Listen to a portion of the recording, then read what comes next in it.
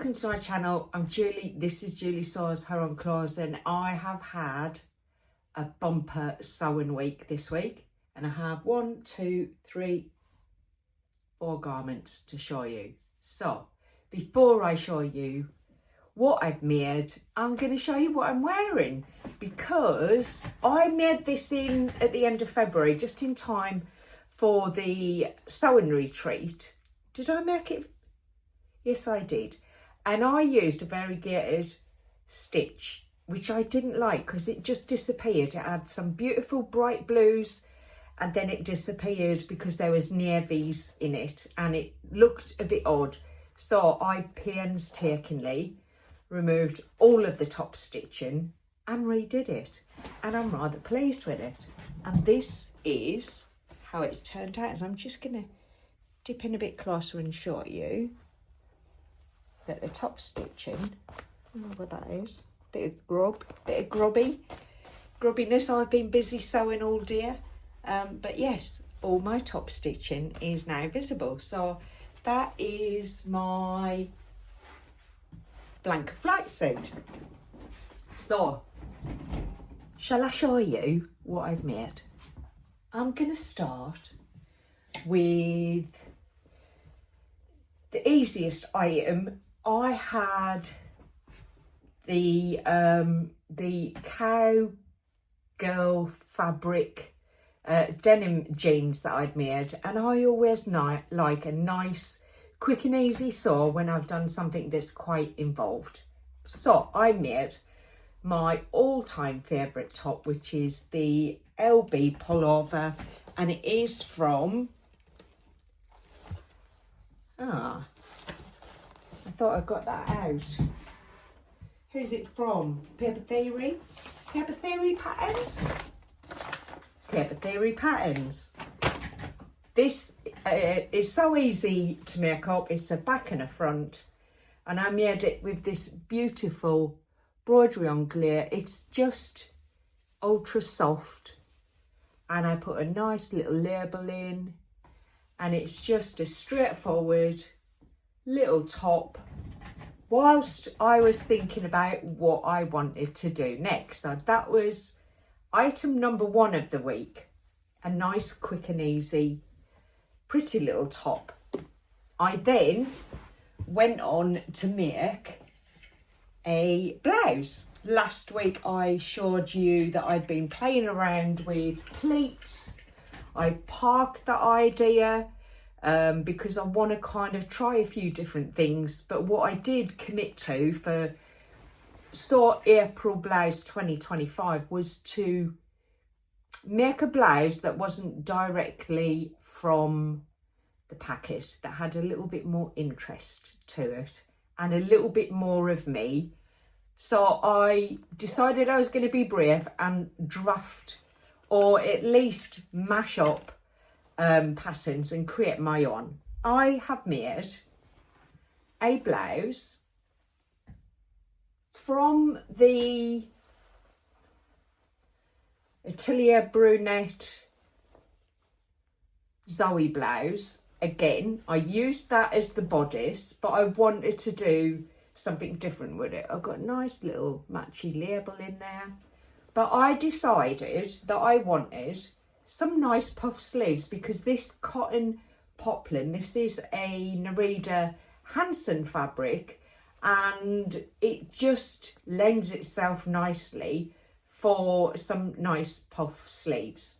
So I trimmed a little bit off of the shoulder so that the start of the puff sleeve starts on my shoulder and not just off, because I think that looks a little bit naff. Ask me how I know. I have done it several times.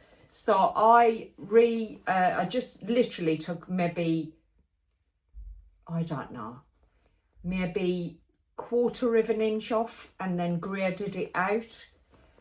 And then I wanted big puffy sleeves, so I took the sleeve from the Fibremood Judy dress. I love that sleeve. I know Alison from So Like Dotty has got a little bit of a thing for that sleeve as well. So I took the sleeve from that. And actually what I'm going to do next time is use that sleeve and elongate it and create a bishop sleeve from it. I didn't quite have that idea formulated in my brain when I made this top, but it's kind of my best blouse is evolving in my brain. Now the cuff, is it a cuff on the Judy dress sleeve? I think it's got a little, I tell you what, I think I've got it here. It had a little band, a skinny little band, almost like binding, bias binding, that you capture the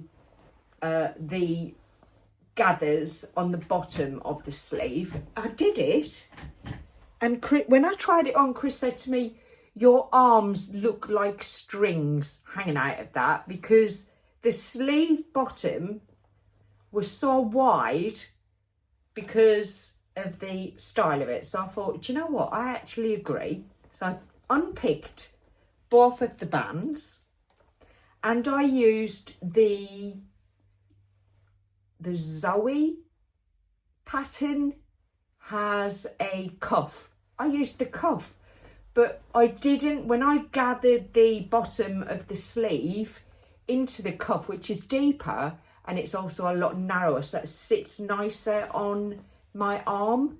I didn't like the way it looked with the gathers all the way around, so I literally just marked where the sleeve head was and I pulled all of the gathers into this area just here, so the rest of it is all pretty much flat sewn, and then all of the gather is in one place, so it billows out here and then is caught there, which I thought looked really nice when I tried it on, and Chris did approve and say it looked better, so that's always nice, isn't it? The Zoe is such a lovely little blouse to start from if you want to kind of branch out and make your own style of blouse. I decided that I wanted to put a band on the bottom and I wanted to put some elastic in that. So I took about 5 inches off the bottom of the Zoe blouse, so it was nice and cropped, and then added a kind of 2¼ inch band. So by the time I sewed it on, it was just enough to put the 2-inch elastic through, and I'm really rather pleased with it. It's very plain on the back this time, no pleats, but I think it looks really nice, and I really like how the fabric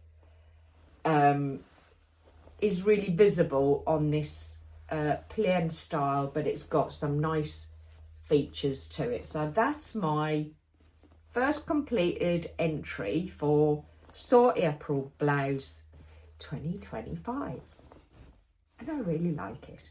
But what I realised, I have one pair of jeans that is the right colour denim that goes with this, and I want to be able to wear this with more than just one pair of jeans. I potentially am going to make a skirt that will go with it. I may even have enough, of this left to make a little skirt.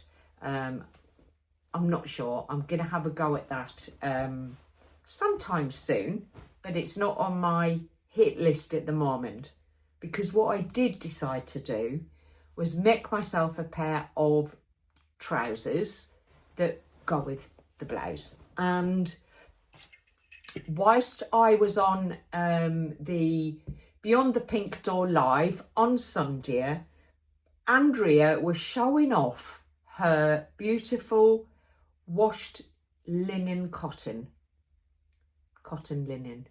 She's got some lovely colours. I was actually attracted to one of the other colours and almost purchased it, and then thought, whoa, hang on a minute, you haven't got anything that goes with that.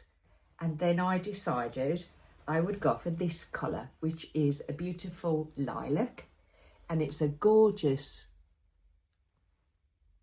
linen cotton. It's really beautifully soft. It washed really nice. It didn't have a crease. It was beautiful to cut. It was really lovely to sew. And when I bought this, I also bought the pattern because I thought, you know, I've made all jeans several times.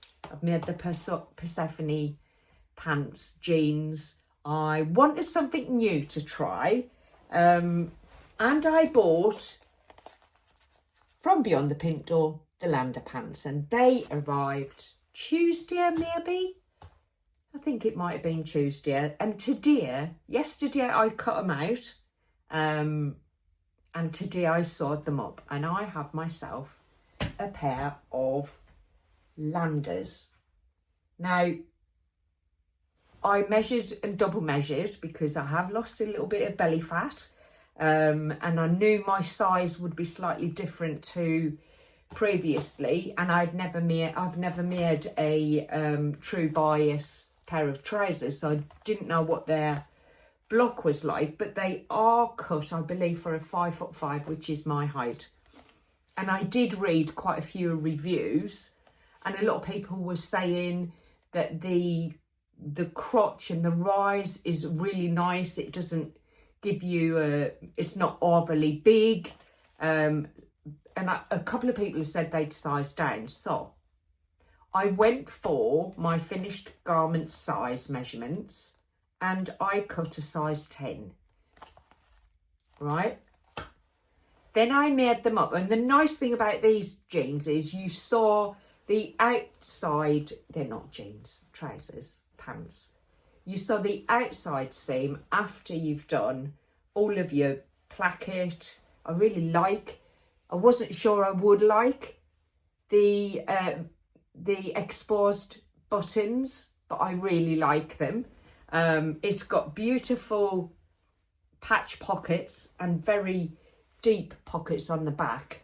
And the construction, you put all of it together and the side seams are open before you put the banding on, which gives you a chance to try them and see what they're going to be like. And they looked big. They looked big on me. So I thought, okay, what I'll do is I will stair stitch. Is it stair stitch? Where you make the big stitches. Why can't I think of the right words at the right time? I just turned my stitches to the largest stitch size and I sewed them down both sides, and then I went and tried them on, and I could have pulled, well, I didn't even need to pull them off. They would have slid off me on their own, which was a little bit disappointing because I double checked my size. I checked the finished garment size and not just the body measurements, but they were big. So I then took an inch off either side and I tried them on again. Again, I did the very large stitches, see where we got to, and they were still too big. So I then pinched them at my waist. I was starting to get a bit worried because you think if you start taking them in any further, you can have no pockets left because the pockets are built into the side seam, and then the back pockets are not that far away from the side seam now because, yeah, they've had 1.5 inches front and back, both sides, taken out. And I've got to say, I think I could probably downsize 2 sizes when I make these again. And I definitely want to make them again because I actually really love the exposed buttons on them. And they fit perfectly on the waist. I'm really happy with the fit on the waist. But on my lower hips, I've still got a little bit of looseness. That is all right because I do prefer a little bit of movement. And I'm also conscious that my weight might go up again. But I love them. And I think, where's my blouse gone? I think they go really nicely with my blouse. So they are it's a full outfit now, isn't it? I literally just have to hem them. I think I'll probably need to take about 3 inches from the length. I did choose, there's 3 differently. There's the shorts, there's the ankle grazer length, and then there's the boot length if you wanted to wear heels or boots. I quite like a sandal in the summer with a wedge. So I thought I'll make them the longest. So I still need to do that. But actually, I find Chris is very useful for things like that. And he's out at football today. So I'll have to wait until he comes back. Otherwise, they would have been finished from the start of sewing in a day. And I love the pockets. The back pockets are just so big. I really like them. I put a little label in. Perfect size with the old pussycat. I do need to give the seams a little bit of a rub. I find that when you use the little plastic bit on the seam ripper and just rub it around where you've left pin marks, it generally draws the fabrics back into place. So I still need to do that. They need a really good press. I'll tell you what I did with the buttons as well. So with the buttons, actually on all my jeans, this is what I've done. Sorry, my chair's stuck on the rug. I use the buttons, the jeans buttons, that you can literally take off and move again. So they are not hammered in. I'm always a bit nervous about jeans buttons, but I really do like the look that they give. I'm always a bit nervous that I'm going to put them in and then they need moving and I've wrecked the trousers at the end. So these are very clever. There's a pin in the back. You can pull that. It's quite hard to get them out. It's not an easy thing to do. You can pull them out and then you literally just push the pin of the button in and then push the back on and it secures them. Now, I have got a couple of pair of trousers and jeans where I've just left them in because when you look and you think, well, they're quite raised, they're going to be uncomfortable. Because I don't wear my trousers ultra tight, I don't even notice them. So they don't bother me. But I have replaced these on one pair of jeans and put the standard jeans buttons in. Once I've worn them and the buttons are in the right place, it's a bit better than having to yank something off that you've hammered in and hammered in the wrong place. So I find these are really useful little buttons to have, and I get a bag of them from Amazon. They're relatively inexpensive, but I find them really, really useful. So they are my first pair of lander pants, and I will attempt to get a photograph here. I'm not sure I will today. Well, I won't because I need to hem them. See, I may show you these on in my next video. That's probably what I'll do because I'd like to get this uploaded and onto the system. So yeah, happy bunny, got myself a new pair of trousers and they are a bit different from what I've made so far. And then the other thing that I have made, I started this last week. Sorry about the noise. I started these last week and then completed them this week. So this is a Zadie jumpsuit. It is a cotton lawn from Lady McElroy. I can't remember the name of the fabric, but I really do love the colours in this, from the real dark navy blues to those beautiful fuchsias, pinks, and then you've got kind of orchid. You've got yellowy shades and browns, all on an off-white background.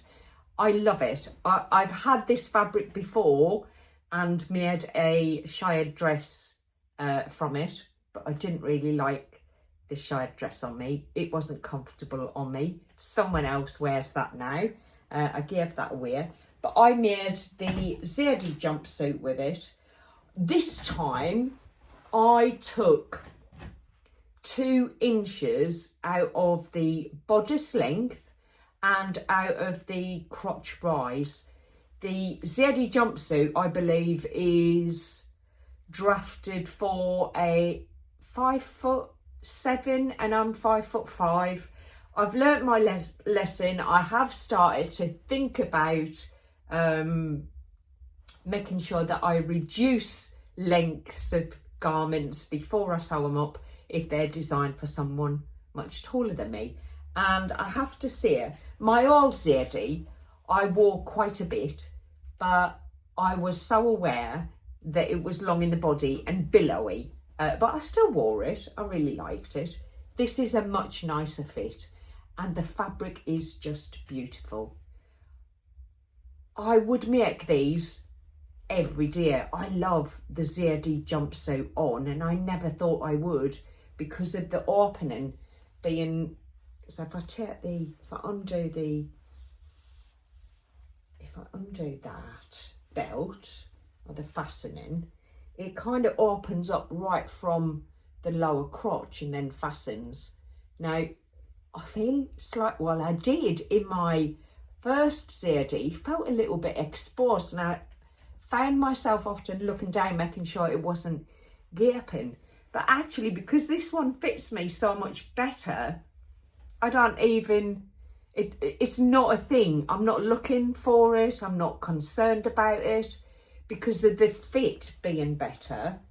It all sits nicer. I've got to say, when I altered the, when I took the 2 inches out, I found that the pleats didn't line up very well when I sewed the top to the skirt. In fact, they were way off. And if you can see, the pleat is, I mean, no one would have noticed, to be honest, because it's so busy. But I undid it all. I undid all of the overlocking. I undid all of the stitching, and I realigned them because I didn't like that I got it so wrong, and my my pleats were so off, but they line up nicely now, which I'm very pleased about. And overall, I'm very happy with my new Zadie, and I'm really pleased that I've figured out how to get this a better fit. I'd make them all the time. The thing that puts me off, there is so much bias binding, and whilst I don't mind a bit of bias binding, there's not just a bit of bias, it's loads, and that's, I don't know, it puts me off a little bit, having to do so much. But I did the binding in the fabric. I didn't use a bought binding. I made my own, so it matched the garment. And I will get a photograph of this when we're finished, and I will include it in the in this vlog, so you can see what I mean by it being a nicer fit on me. So I'm really happy with that. I don't think I was vlogging when I made my first Zadie.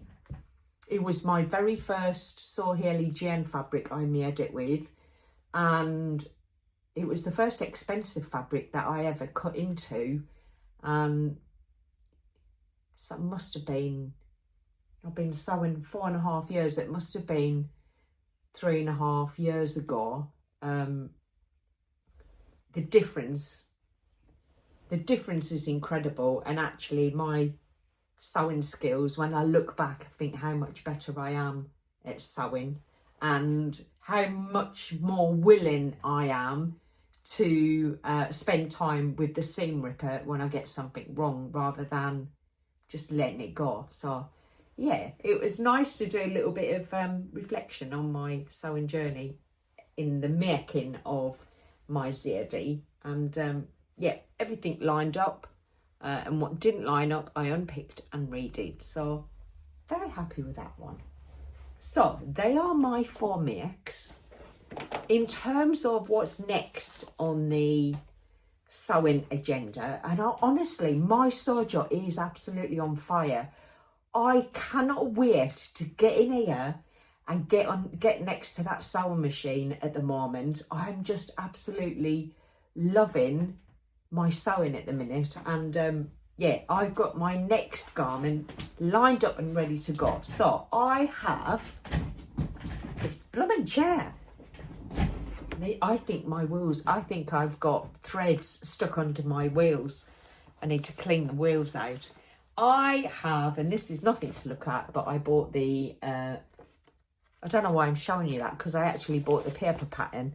I have the Ilford jacket. I bought it at the Stitch Fest when I met Chelsea, and I have cut out the rest of my Jess Cowgirl fabric.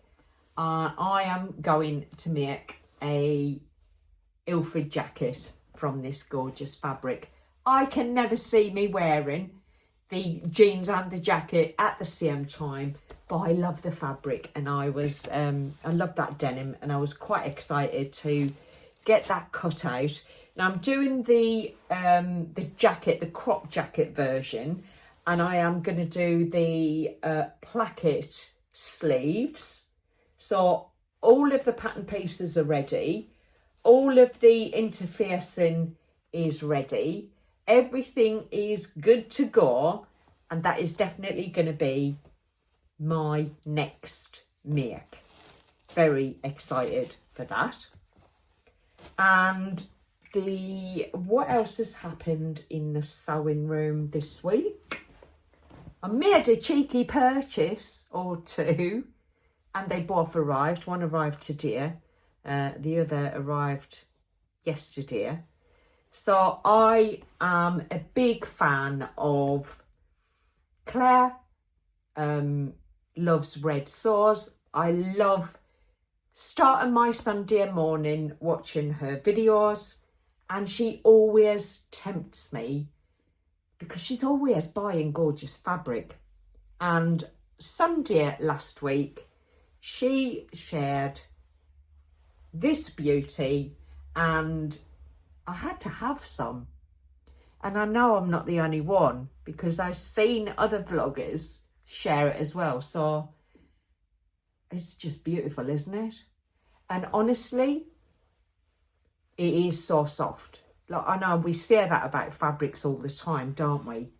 But it's buttery soft. It's fluid, feels fluid. It's so soft. I haven't washed it yet. I would imagine it's even softer when it's had a wash.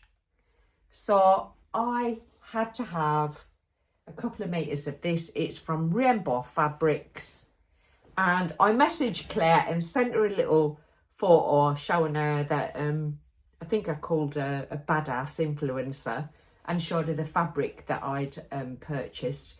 And she sent me a photo back. She's found it in blues, and it is stunning. So Claire, if you're watching, and if you purchase the blue, we should do a little collab. I'm up for a collab. And I know Becky has the same fabric, so I don't know. Maybe we should all get together and do a little collab together. Maybe I'll give them a DM and see if they're up for it. But this is just, look at the colours in that. The colours are so dynamic on that white background. Love it. Real plan for what I'm going to make with it? Not yet. Formulating in my brain. Haven't quite decided. I may try the Emily. I had this. This was the Sisters of Stitchcraft, and Sam, Starlet Sparkle with Sam, did a collab with this dress, and I saw this dress on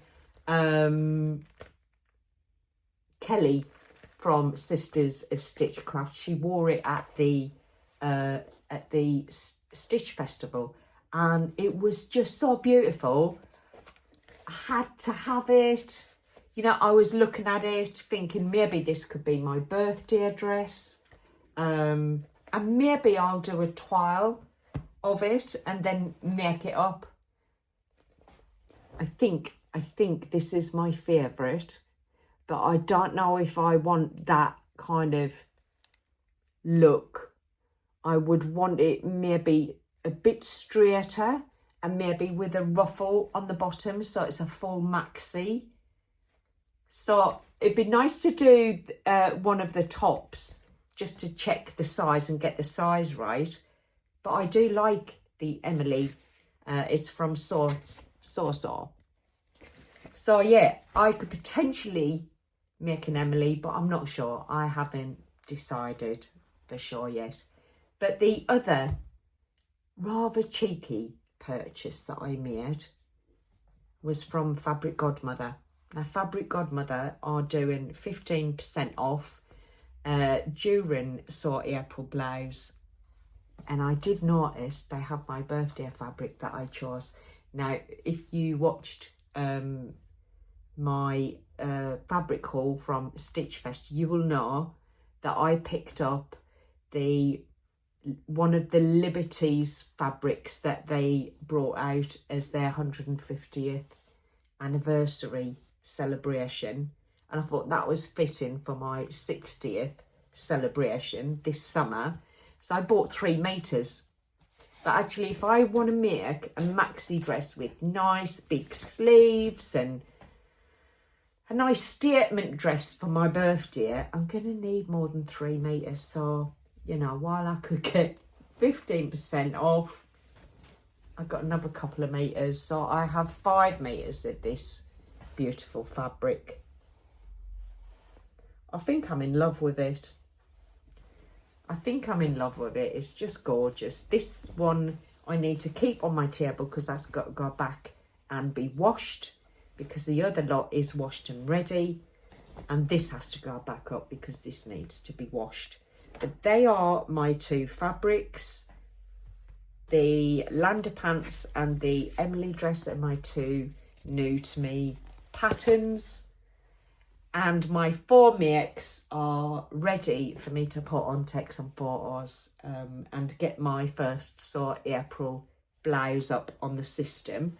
And then this week I will be sewing up the Ilford jacket.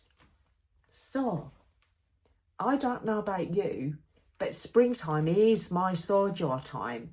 It's like my sew-jaw is on steroids at the moment. Is that something you're familiar with? Have you got a season that brings your sew-jaw out in full force? And how do you stop it? Because it's actually draining. It's draining. Every minute I've got, I want to sew. Quite tiring. But, I love it. So, yeah. What are you making? That's got your sew-jaw buzzing? I'd love to know. And I want to just see it. If I have something like 40% of people who watch my vlogs regularly who are not subscribers. So if you do watch my vlogs and you haven't subscribed, I would really appreciate it if you considered that. And don't forget to give me a thumbs up. And I look forward to hearing from all my regulars and hearing what you think of my makes, and hear what you're up to as well with your sewing.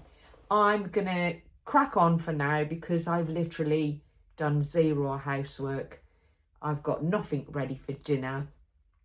Chris phoned me about half an hour ago, so he'll be home in about half an hour. So I'm gonna go and prepare a bit of dinner. So until next time, when hopefully I'll have a nice Ilford jacket to show you, and who knows what else.